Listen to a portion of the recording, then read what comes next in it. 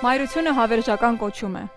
Բարեգործությունն ու հոգատարությունը սեր է, իսկ մայրական սերը անպարտելի բանակ, երբեք չվախեցող, չնահանջող ու միշտ պայքարող։ Հենց այսպիսինն են մեր մայրերը եւ մենք մեր թողարկումների ընթացքում բազմիցս ունեցել ենք հնարավորություն ցուցադրելու նրանց կամքն ու նրանց համառությունը։ Նրանք պայքարում են մինչև վերջ եւ բացառում են հանձնվելու հնարավորությունը։ Ապրիլի 7-ին մայրության ու գեղեցկության տոնին ընդառաջ մենք որոշել ենք խոսել բարեգործության մշակույթի մասին։ Այսօր տաղավարում մենք հյուրընկալել ենք մեր գործընկերներին, բարեգործական հիմնադրամների ու կազմակերպությունների ներկայացուցիչներին։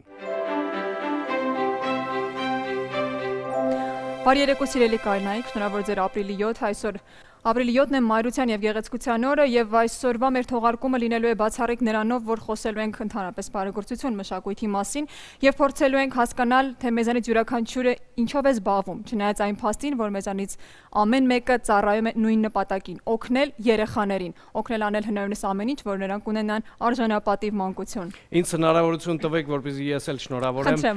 ձեզ սիրելի Լիլիթ եւ ձեզ սիրելի կանայք եւ հանդիսատես, շնորհավորում եմ ձեր տոնի արդիվ։ Թող այսօր ինչքան շատ ժպիտներ կան մեր տաղավարում, հուսամ հետագա թողարկումների ընթացքում ժպիտները կշատանան եւ իհարկե այսօրվա թողարկումը տեղի չէր ունենա առանց մեր շատ սիրելի եւ այդպես ուժեղ եւ երբեք չվախեցող մայրիկների։ Մենք տաղավարում հյուրընկալել ենք մեր մայրիկներից մի քանիսին, ովքեր պայքարել են ու պայքարում են իրենց երեխաների առողջության համար։ Եվ չնայած նրան, որ թողարկումը տոնական է, մի քիչ խոսենք ընդհանրապես մեր խնդիրների մասին, թե ինչով են այսօր ընդհանրապես զբաղվում բարեգործական հիմնադրամները։ Տաղավարում մեր հյուրն է Լուսինե Բադալյանը, F100 բարեգործական հիմնադրամի հոգաբարձուների անդամներից մեկը։ Բարի երեկո։ Բարի երեկո։ Ինչ գործունեություն է մինչ օրս ծավալում ձեր ֆոնդը եւ ինչ արդյունքներ կարող ենք այսօր համարել արդեն գրանցված։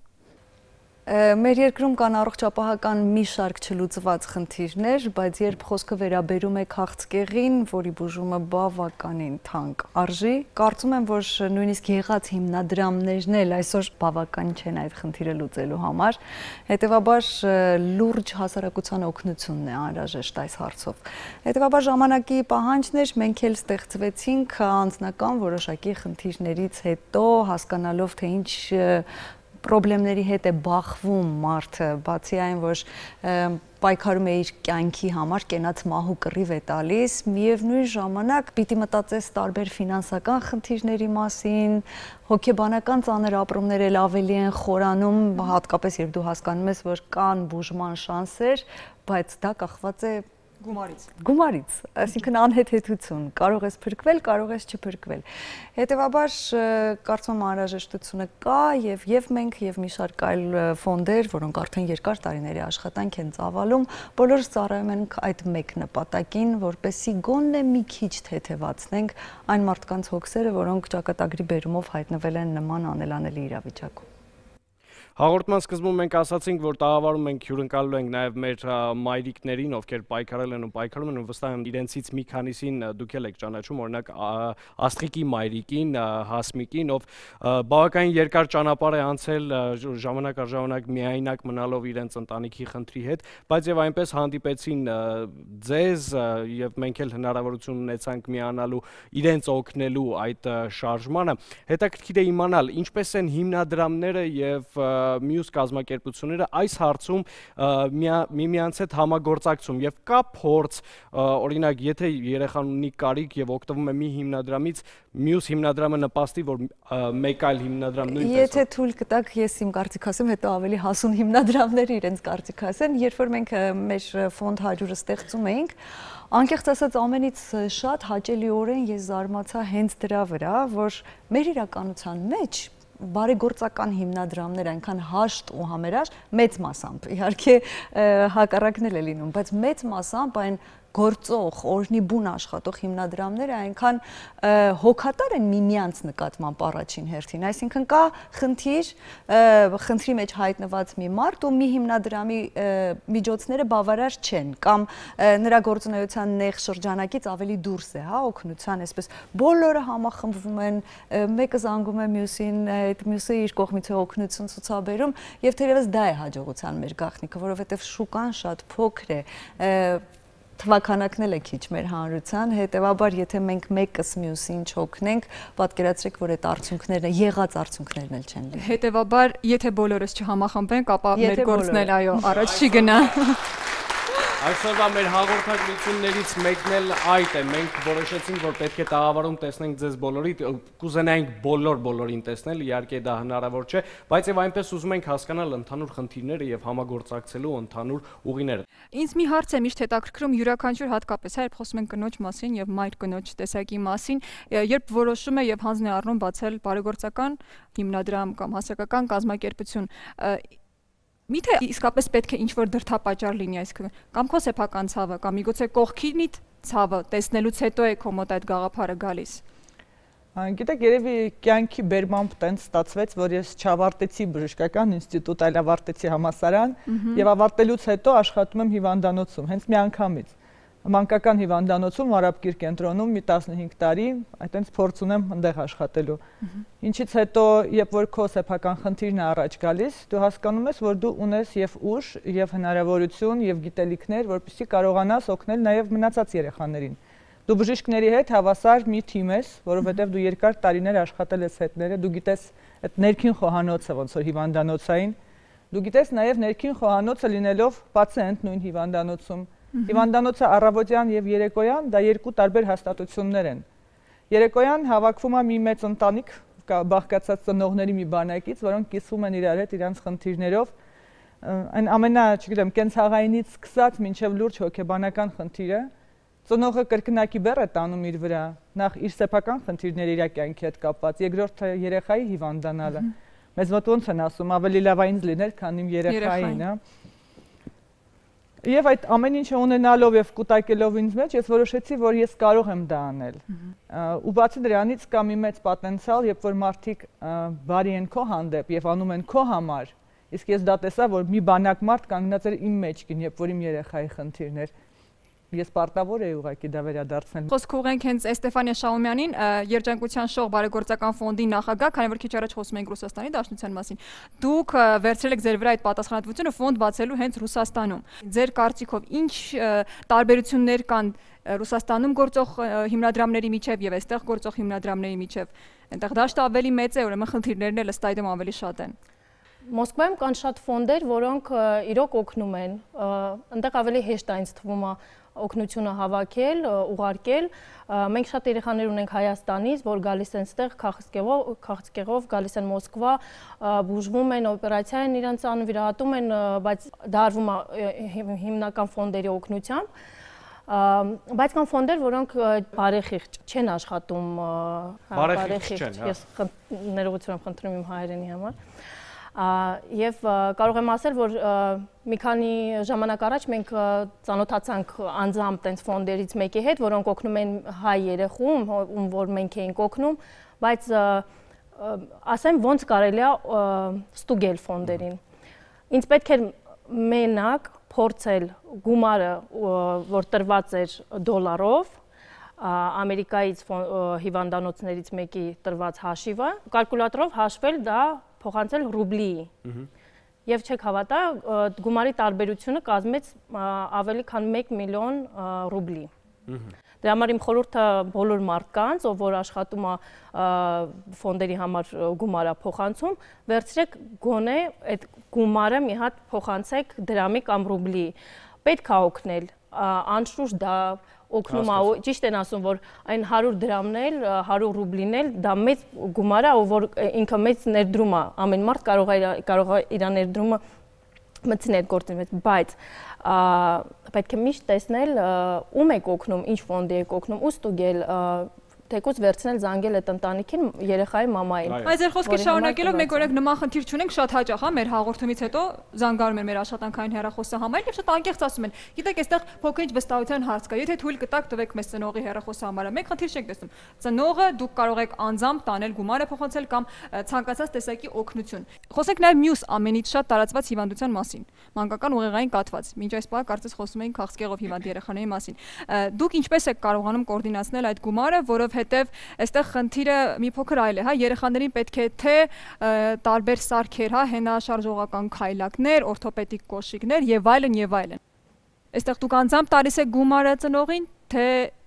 Հաշվետվությունների մասով կարող եմ ասել, որ դա մնում է կազմակերպության նախագահի եւ խորհրդի անդամների բարեխղճության մակարդակին։ Իհարկե մեր հարկային դաշտը այդ կողմից շատ լավ վերահսկվում է, ես ձեզ ասեմ։ Նույնիսկ եթե իրենք ցույց չեն տալիս, որ վերահսկում են, բայց իրականում շատ լավ վերահսկում են եւ դա շատ կարեւոր է։ Մանավանդ եթե կազմակերպությունը աշխատում է պետական հիմնարկների հետ, երկակի ավելի խիստ է վերահսկում է։ Մենք երամսյակը մեկն նախ բոլոր մեր բարերարներին եւ նույնիսկ այն մարդկանց, ովքեր 1000 դրամ են տվել, ոչ մի կապ չունի, ուղարկում ենք անձնական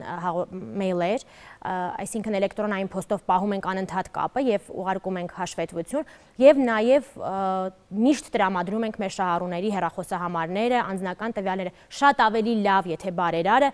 գնում է օրինակ երեխայի տուն եւ փորձում է նրան օգնել։ Ինչու՞, որովհետեւ շփումը, կապը մարդկանց հետ, հասարակության հետ շատ ավելի կարևոր է։ Եվ ձեզ ասեմ, որ էֆեկտիվությունը աշխատանքի 2-3 անգամ բարձրանում է եւ դու մարդկանց թողում ես քո կազմակերպության ներս, դուրը բացում ես եւ ասում ես եկեք միասին աշխատենք, ոչ թե տվեք ինձ գումարը, ես ինքս ամեն ինչ կանեմ, ոչ դա շատ սխալ է, այլ եկեք միասին աշխատենք բարերարների հետ, կամավորների հետ, առհասարակ հասարակության հետ։ Այսպես հասարակությունը շատ ավելի շատ է ներգրավված լինում աշխատանքի մեջ եւ արդյունավետությունը շատ ավելի բարձր է։ Եվ ես ձեզ ասեմ, որ շատ վատ է, այո, երբ որ վստահությունը կորում է մի կազմակերպության հանդեպ, ապա տուժում է ամբողջ դաշտը, ցավոք, որտեղ դաշտը փոքր է, ինչպես նշեցին մեր գործընկերները։ Սակայն մի հաջողության գրավական կա, որը որ անքախտելի է,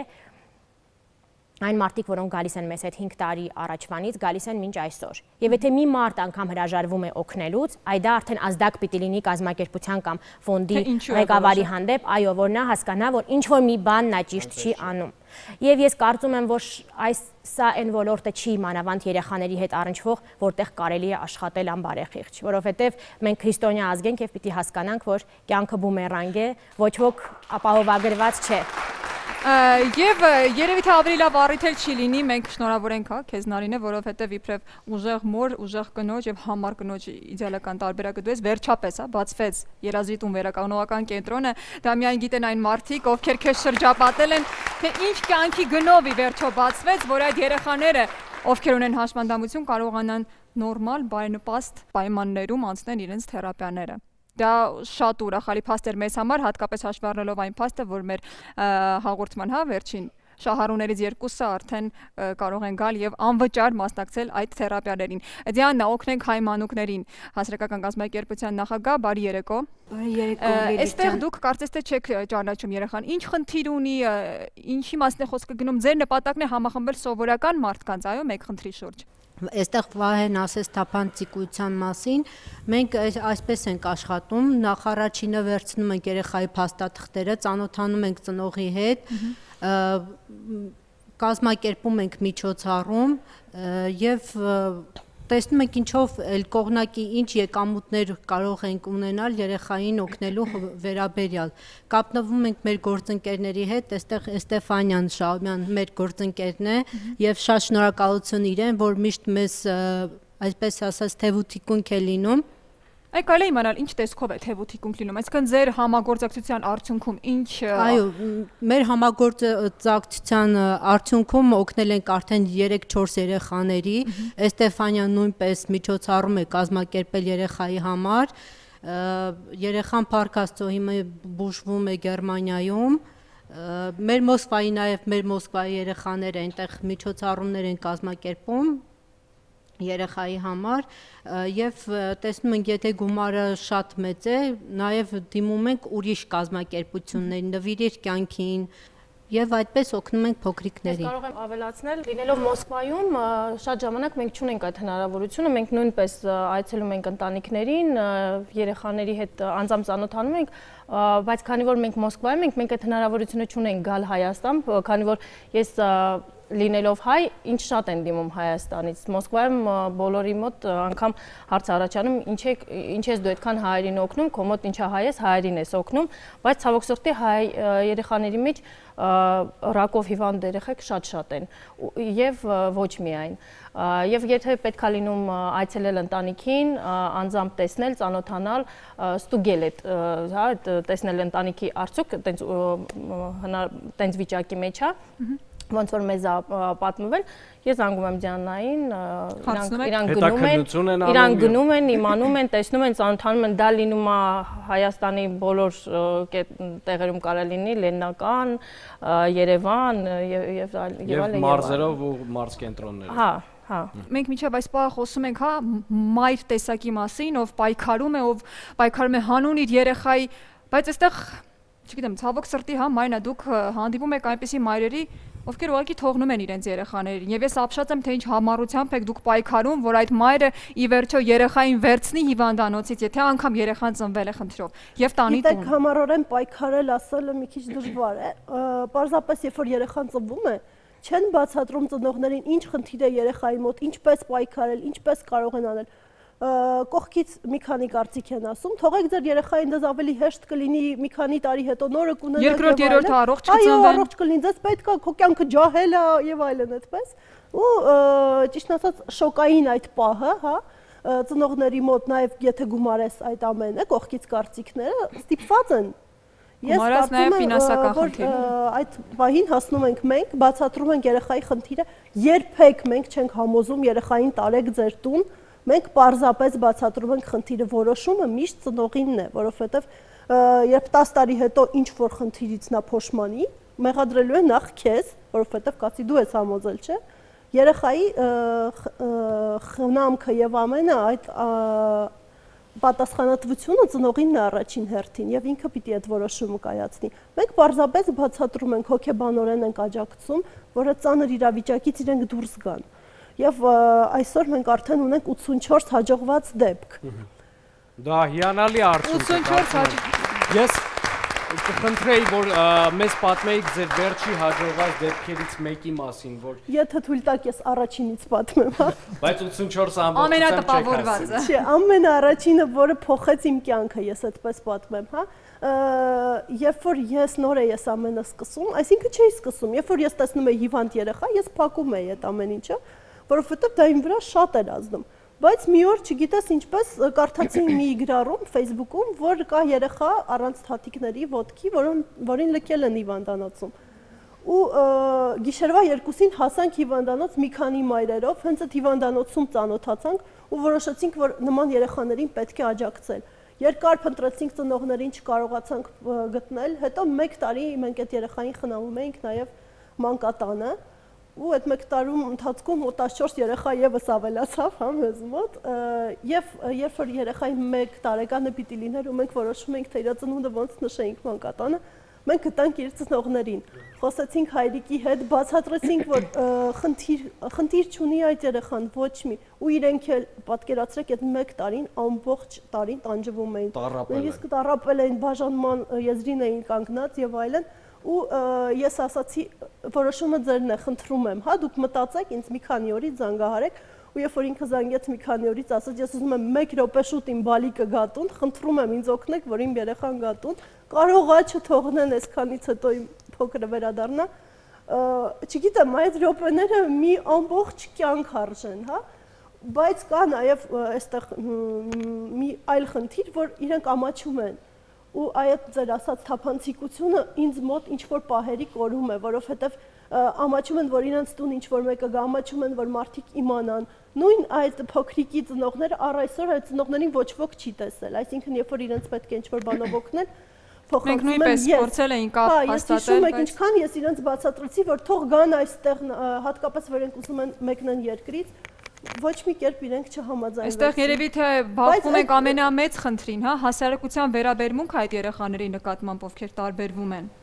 Ու դա 84 դեպքից մենք 3 ունենք այդպիսի ընտանիք, որոնք չեն ուզում ամեն ձև փակյան իրենք։ Մի քանի ընտանիքի հետ աշխատել ենք, դուք էլ եք կապ պահպանել։ Այստեղ պետության բաց թողումը ես ուզում եմ նշել, որ շատ մեծ է։ Ինչու՞։ Որովհետև ցանկացած ծննդատանը պիտի լինի հոգեբանի հաստիկ։ Մենք բազմիցս Մարինայի հետ էլ միասին դիմել ենք առողջապահության նախարարությանը բաց նամակով եւ հիմա էլ առիթից օգտվելով ուզում եմ ասել, դա պարտադիր է, որովհետեւ երբ ջահել երիտասարդ ընտանիքը 20-21 տարեկան բախվում են նման խնդրին, որ երեխան ծնվում է հաշմանդամությամբ, առաջի արձագանքը ցավոք սրտի մեծամասամբ բժիշկների լինում է, սա երեխա չի դառնա, այնպեսի հիմար եւ սխալ տգետ ոչ բարեկիրթ ձևակերպումներով են դիմում ծնողներին, որ այդ երիտասարդ ծնողները չունենալով իրազեկման պատշաճ մակարդակ, չունենալով գիտելիքներ, միանգամից նրանց մոտ այդ վատ ուրեմն ասոցիացիաներն են առաջանում եւ շատ բարդ է հետո եւ նրանց համար ապրել։ Այդ ամենը իրական է, բայց ես մի տեսակ ներքին վստահություն ունեմ, որ այդ իրականությունը գնալով փոխվում է, թե ծնողները, որոնք ուզում են լքել երեխաներին, թե անբարեխիղճ բժիշկները, ինձ թվում է եզակիներն են մնացել։ Այո, եզակիներն են մնացել ու թող բոլորի գործունեությամբ այդ բոլոր բաց տեղերը կամաց անհետանա։ Շարունակելով մի փոքր հավելում են անել, նաև բարեգործական հիմնադրամների շնորհիվ, որովհետև եթե սրանից դեռ 10, 15 կամ 20 տարի առաջ նման երեխա երբ ծնվում էր ընտանիքում, ոչ ոք չգիտեր ուր գնա, որ դուրը թակի եւ ում դիմի։ Հիմա լիքն են։ Փոքրել ես ավելացնեմ, այնպես է ստացվել անկախ նրանից մեր հայտնի մարդկանց մասին ով ինչ տպավորություն կամ կարծիք ունի կամ ինչ են խոսում, բայց բավական է մի բարեգործության կամ մի լուրջ խնդիր լինի ու բոլորը համախմբվում են, ինչպես բոլորս հավաքվեցինք այդ նկարները պաստառները, այսինքն գիտեք հասարակ միջին ստատիստիկ քաղաքացուն դժվար է բացատրել մանրամասնություններ, դիագնոզ, դրա հետևանքները եւ այլն, բայց երբ իր սիրած մեդիա դեմքերն հավաքվում են ու ինչ որ կերպ համոզում են, նրանք տեսնում են, որտես մենք մեր երեխային լքել ենք, բայց այս բոլորը հավաքվել են մեր երեխայի գլխին, ամեն դեպքում դա է։ Երբ որ նոր էինք այդ ամենը սկսվում ու ծնողներին փնտրում էինք, որոշեցինք բոլոր հայտնիներին հավաքել ու այնպես անել, որ ծնողները մեզ գտնեն, մեծ պաստառ էինք պատրաստել երեխայի անունով, փուչիկով, մեծ տնակով, հա, մեր լոգոյով, ու բոլոր հայտնիները եկել էին փուչիկով կանգնած նկարվում էին, այսինքն աղաչում էին, որ ծնողները ետ գան, հա, շատ կարևոր է հայտնի մարդկանց նույնպես սոցիալական պատասխանատվություն, այն հասարակությունը, որտեղ դու աշխատում ես, դու պիտի նաև ունենաս ինչ որ ներդրում, չէ՞, այդ հասարակության մեջ եւ մեդիա դաշտի, ես ուզում եմ անպայման ծափահարենք հայտնի մեր աստղերին, ովքեր աջակցում են։ Մենք նույնպես շատ շնորհակալ ենք, որովհետեւ մշտապես համագործակցում ենք, անգամ եղել է դեպք, երբ երեխան չի ուզում գա տաղավար, ասում ենք, որ քո ամենասիրելի դերասանը կամ դերասանուհին լինելու են տաղավարում եւ դա էլ ինչ որ չափով շահագրգռում է, որ վեր կենա եւ գա։ Ես առաջարկում եմ շարունակել խոսել բարի մամաների մասին եւ այժմ արդեն օրինակով ես կխնդրեի, որ մենք տաղավարում դիմավորեինք Հասմիկ Կարապետյանին, ով մեր հերոսուհին է եղել իր աղջկա հետ։ Նոյեմբեր ամսին 2016 թվականին մենք ծանոթացանք Հասմիկին եւ Աստղիկին։ Այս գեղեցիկ եւ վստահեցնում եմ շատ ուժեղ կինը բավականին բարդ ճանապարհ է անցել, երբեմն էլ միայնակ եղել իր խնդրի հետ։ Բարի երեկո։ Շնորհավորում ենք ձեր տոնը եւ շնորհավորում ենք նաեւ ձեր գրանցած արդյունքը Աստղիկի առողջական վիճակին հետ կապված։ Եվ հնարավոր չէ չնկատել, երբ մենք տաղավարում հյուրընկալեցինք Հասմիկին, նրա աչքերը տխուր էին։ Շատ։ Այսօր ձեր աչքերը փայլում են եւ երբ ձեզ տեսա եւ ասացի, որ դուք ի վերջո հասակ ձեր նպատակին, դուք ինձ պատասխանեցիք, որովհետև ես այդպես էլ գիտեի, այս շատ կարևոր էր ձեր հավատքը, որ հենց այդպես էլ լինելու էր։ Եվ այսօր դուք նաև ունեք հնարավորություն ասելու եւ նշելու բոլոր այն մարդկանց, ովքեր եղել են այս ճանապարհին ձեր կողքին եւ օգնել են ձեզ։ Իսկ մինչ այդ առաջարկում եմ վերհիշենք ձեր թողարկումը։ Ուզում եմ դառնամ բարուի, թող առողջանա, ինչ կուզե թող դառնա, մենակ առողջ։ Լուսնկա գիշեր աստղերն են փայլում, մտքում ես դու ես իմ աստղ, սպասում են քեզ հույսով կարոտով, Աստված քեզ հետ է, կգաս դու հաստատ։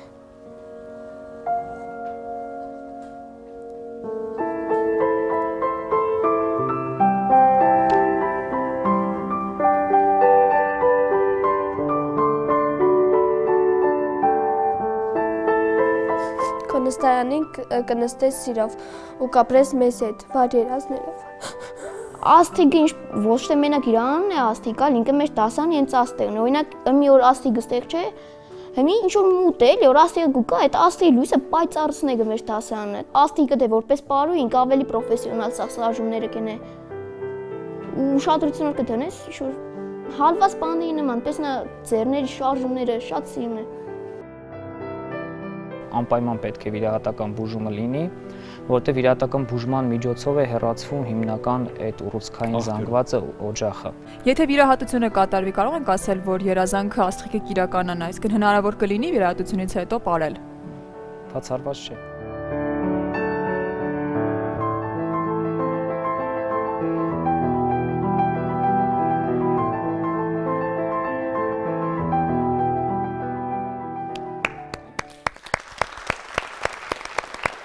Տապարությունները շատ տեղին էին, որովհետև այս փոքրիկ փխրուն հիմա երևի տաղավարում միայն ես եմ, որ շատ հուզված եմ, բայց արդյունքները չեն կաթում, չգիտեմ։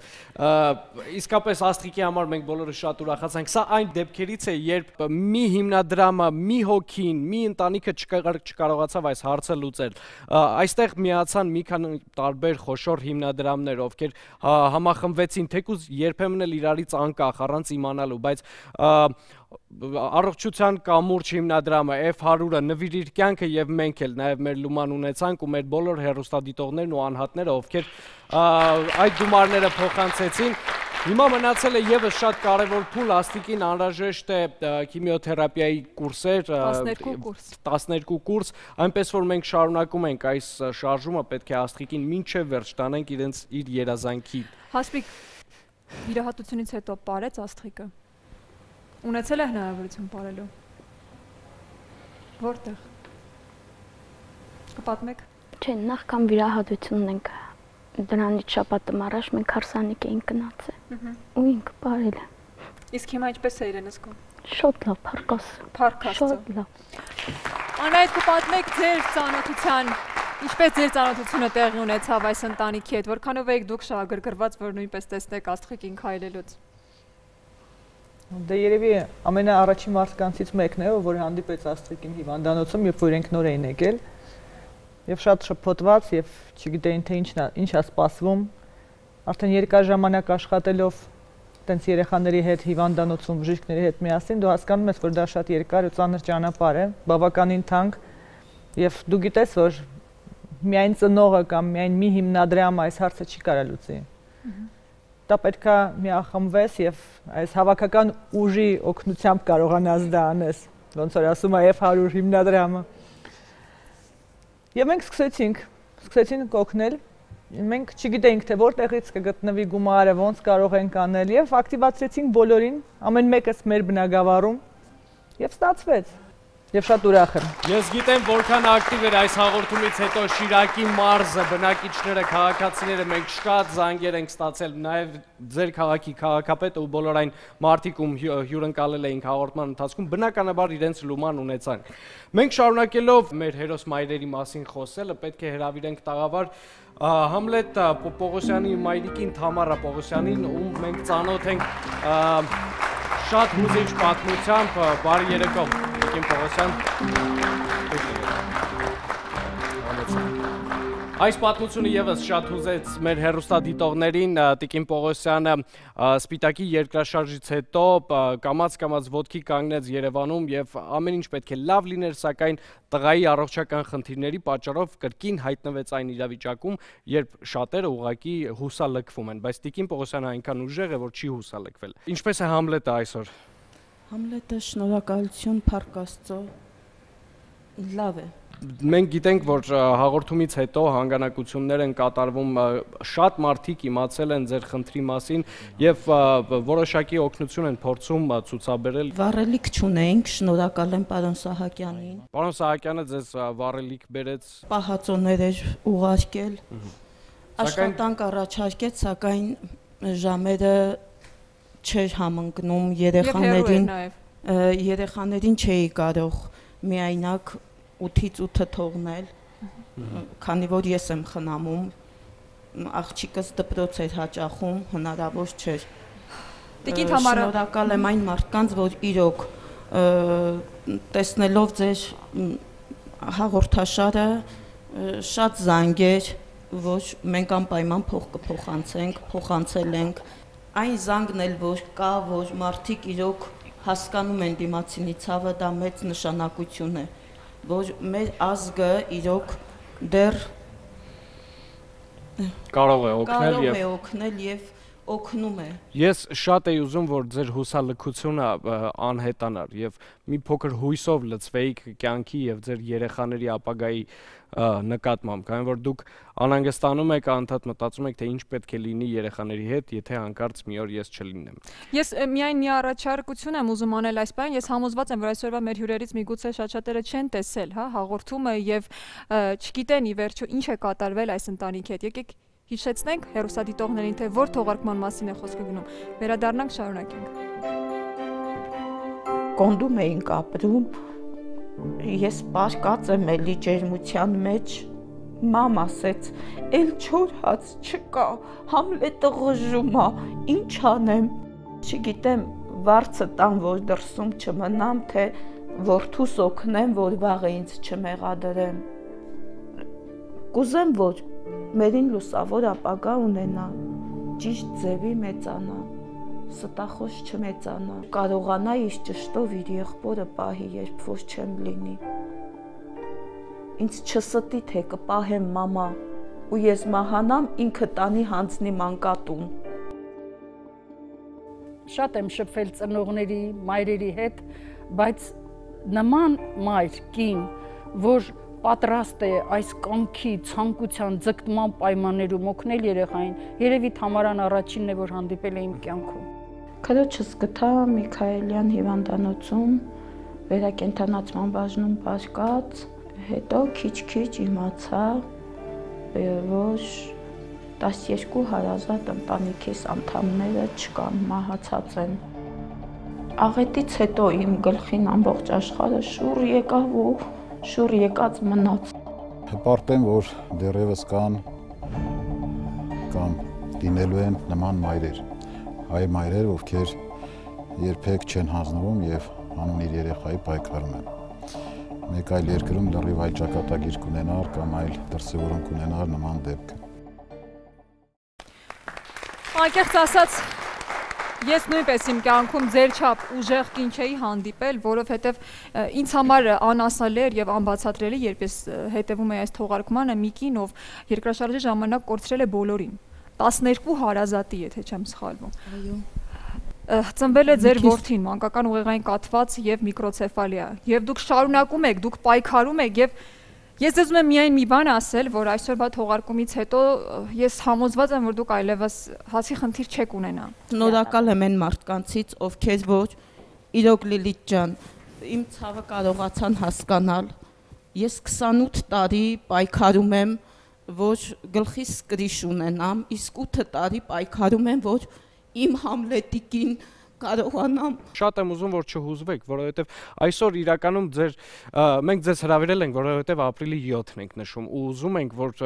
դուք եւս մեկ անգամ գնահատված լինեք, որպես մայր, որպես հզոր կին, քանի որ այստեղ նստած բոլոր կանայք իրենց գործունեությամբ բավականին հզոր եւ ուժեղ կանայք են, եւ դուք նույնպես։ Այնպես որ մի հուզվեք։ Եվ ես խոստանում եմ Լիլիթ ջան, հազար ներողություն,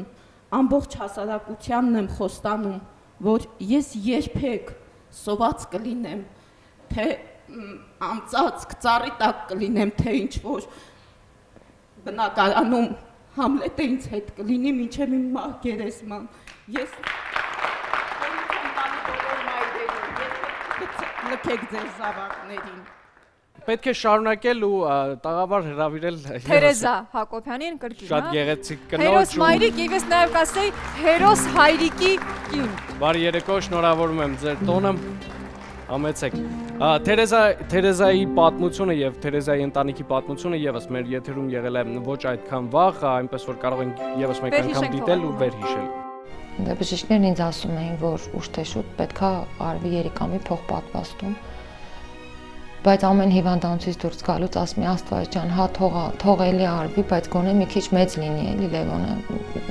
Գիտեի որ լինելու է, բայց ոնց որ անդադ ուզենայի ես մի տարին եք ձգվի, ես մի տարին եմ, որ գոնե մի քիչ մեծանա էլի։ Փոքրեր ու հիմա եկավ այն ամենավատ պահը, որ պետքա գար, ու իմ համար այնքան շուտ եկավ, ես պատկերացնում եմ, որ ավելի ուշ կգա։ Հիմա արդեն պետքա կատարվի երիկամի փոխպատվաստում։ Ինչպես հասկացանք, ձեր ընտանիքի հայրը համապատասխանում է երեխային երիկամը տրամադրելու եւ որևէ խնդիր մինչ այժմ չկա, հա։ Փառք Աստծո, ոչ մի խնդիր չառաջացավ այդ անալիզների ընթացքում։ Շնորհակալ եմ Աստծուն, որ գոնե համապատասխանեց եւ կարող ենք մեր հայրիկը դոնոր լինի։ Եթե չգտնվի պահանջվող գումարը, այսինքն ծայրահեղ քայլը, որին պետք է գնաք, որն է լինելու։ Պետքա վաճառենք մեր բնակարանը։ Բայց մի բան էլ պետք է հաշվի առնենք, որ վիրահատությունից հետո դուք պետք է խնամեք ոչ միայն ձեր որդուն, այլ նաև ձեր ամուսնուն։ Հա, այդ դեպքում արդեն չեմ կարող ասել, թե երկու հիվանդից ուր կտեղափոխեն։ Լևոնը ունի խնդիր, ընտանիքը ունի խնդիր, նրանք այդ 2.5 միլիոն դրամի պատճառով կանգնած են հարցի առաջ, պետք է վաճառել բնակարանը, բայց դա կարծում եմ լուծում չէ, եւ 2.5 միլիոն դրամը այն գումարը չէ, որ մարդիկ զրկվեն իրենց բնակարանից եւ ապրեն վարձով, հա, կարծում եմ։ Ինչպես է հիմա Լևոնը եւ ինչ նորություններ կան բժիշկներից։ Բժիշկների պատասխանին դեռևս սպասում ենք, պետք է նրան նայեն վիրաբույժները այստեղի։ Իսկ Լևոնին ես հիմա տանում եմ Ադացյան հոգեբանական կենտրոն, շատ շնորհակալ եմ նրանցից, լոգոպեդից եւ հոգեբանից, Լևոնից հետ պարապմունքներ անցկացնելու համար։ Շատ շնորհակալ եմ պարոն Մադեցյանից։ Ինչ-որ արդյունք տեսնում եք այդ շփումներից։ Այո, տեսնում ենք, բացվել է եւ կամաց-կամաց ինձ թվում է ավելի կբացվի։ Եվս մեկ անգամ հիշենք, որ այսօր ապրիլի 7-ն է Մարության եւ Գեղեցկության տոնը, վայ դու ունես հնարավորություն արդեն ծաղկեփնջերի մեկ մասը, այո, տալ մեր մայրիկներին։ Ձեզ սիրով շնորհավորում ենք ձեր տոնի արդիվ, այս ծաղիկները պատրաստել ենք ձեզ համար, Տիկին Թամարա, սա ձեզ, Տիկին Հասմիկ, սա ձեզ, Լիլ, իհարկե դու էլ ունես, քեզ հետո կտամ։ Տիկին Հասմիկ, գիտեք, մենք հավատում էինք, որ կունենանք ձեր պատմության նման հաջողված եւս մի քանի պատմություն եւ Թերեզա ջան ձեր հաղորդումը դիտելուց հետո հայ բարերարներից մեկը զանգահարել է եւ փոխանցել է ձեր ողջ 2 միլիոն 500 հազար դրամը որը կգումարվի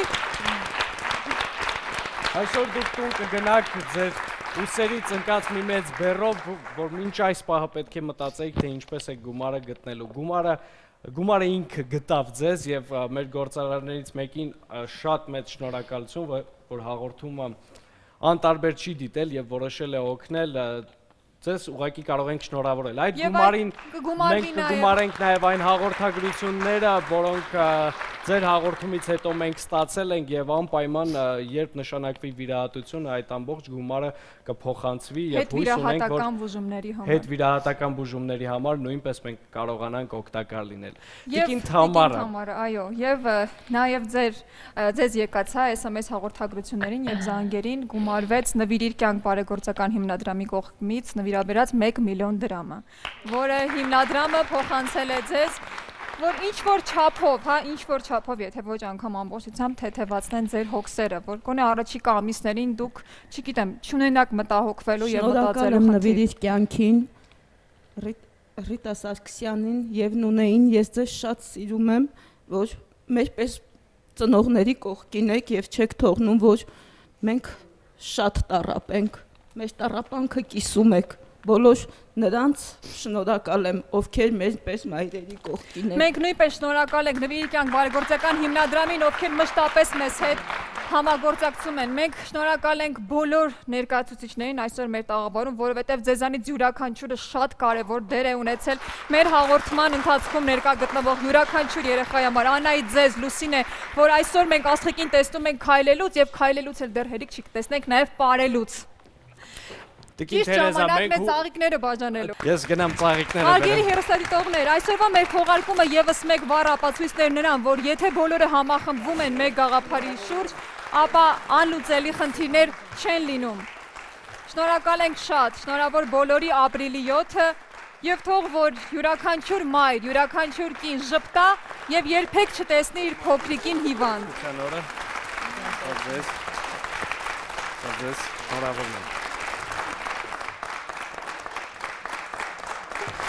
Սա քեզ սիրում։ Մայրության ու գեղեցկության տոնին ընդառաջ մենք որոշեցինք բարի մի բան կատարել, ծանոթանալ մեր գործընկերների հետ, մեր հեռուստադիտողին, համաքաղաքացիներին ուղերձ ղել, որ վստահեք բարեգործական հիմնադրամներին եւ կազմակերպություններին, այն մարդկանց, ովքեր